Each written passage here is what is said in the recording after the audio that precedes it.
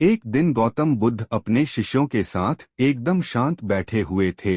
उन्हें इस प्रकार बैठे हुए देख शिष्य चिंतित हुए कि कहीं वह अस्वस्थ तो नहीं हैं। एक शिष्य ने उनसे पूछा कि आज वह मौन क्यों बैठे हैं, क्या शिष्यों से कोई गलती हो गई है। इसी बीच एक अन्य शिष्य ने पूछा कि क्या वह अस्वस्थ हैं, पर बुद्ध मौन रहे। तभी कुछ दूर खड़ा व्यक्ति जोर से चिल्लाया, आज मुझे सभा में बैठने की अनुमति क्यों नहीं दी गई है। बुद्ध आंखें बंद करके ध्यान मग्न हो गए। वह व्यक्ति फिर से चिल्लाया, मुझे प्रवेश की अनुमति क्यों नहीं मिली। इसी बीच एक उदार शिष्य ने उसका पक्ष लेते हुए कहा कि उसे सभा में आने की अनुमति प्रदान की जाए। बुद्ध ने आंखें खोलीं और बोले, नहीं, वह अछूत है, उसे आज्ञा नहीं दी जा सकती। यह सुनकर शिष्यों को बड़ा आश्चर्य हुआ। बुद्ध उनके मन का भाव समझ गए और बोले, हाँ, वह अछूत है।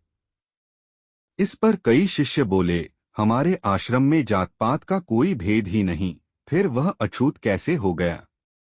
तब बुद्ध ने समझाया, आज वह क्रोधित होकर आया है।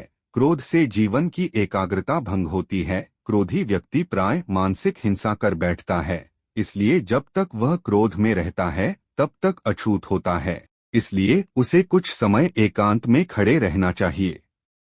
क्रोधित शिष्य भी बुद्ध की बातें सुन रहा था। पश्चाताप की अग्नि में तपकर वह समझ चुका था कि अहिंसा ही मनुष्य का महान कर्तव्य व परम धर्म है। वह बुद्ध के चरणों में गिर पड़ा और कभी क्रोध न करने का प्रण लिया।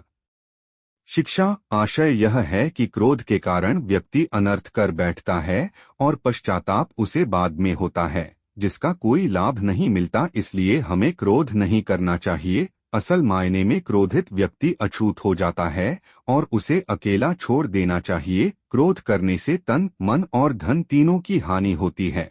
क्रोध से ज्यादा हानिकारक कोई और वस्तु नहीं है। मुझे उम्मीद है कि यह स्टोरी आपको पसंद आई होगी और ऐसे ही वीडियो देखने के लिए चैनल को सब्सक्राइब कीजिए, लाइक कीजिए और शेयर कीजिए। मिलते हैं अगले वीडियो में।